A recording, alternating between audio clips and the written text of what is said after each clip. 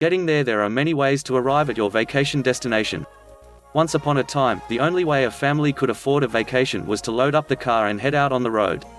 How many of you remember these long trips? I certainly do. But you don't necessarily have to drive to vacation anymore.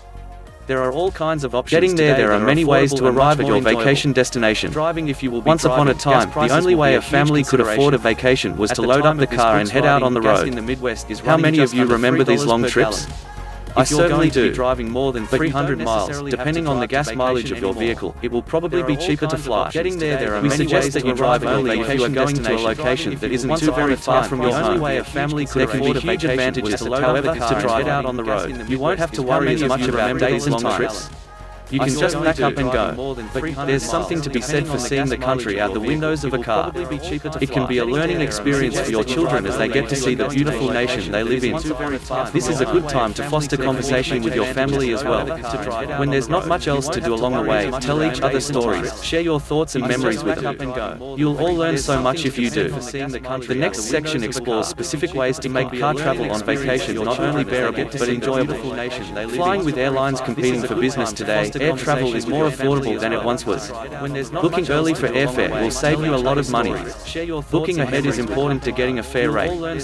Family travel is centered around school holidays, making space at a premium. The farther out you book, the better your chances that you will get what you want. It's a question of supply and demand.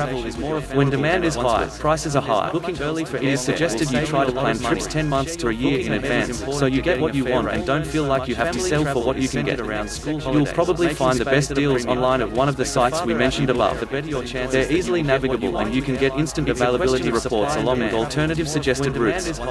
When booking airfare online, don't overlook discount and international airlines. Some are not listed on the big travel portal websites, even though they might have a lower fare to your destination.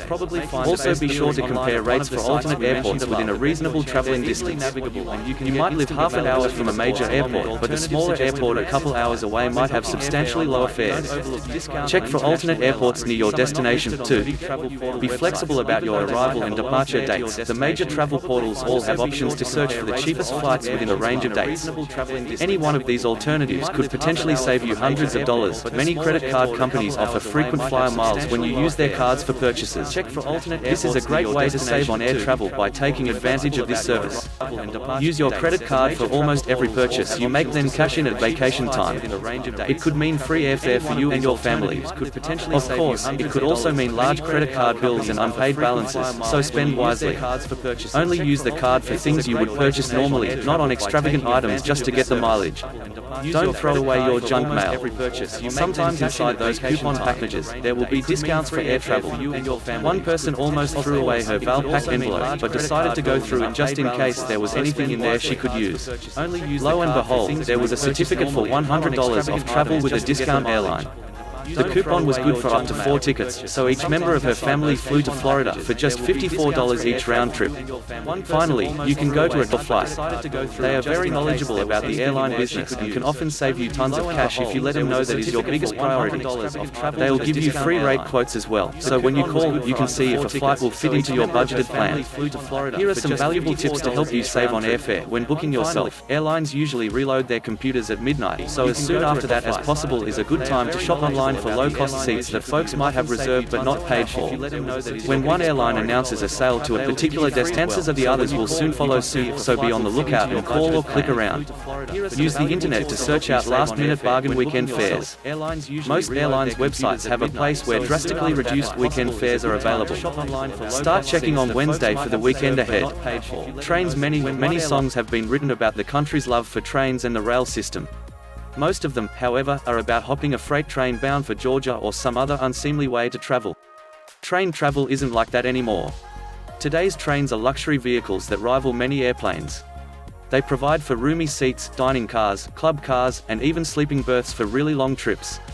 The best part is, these conveniences don't always come at a premium price.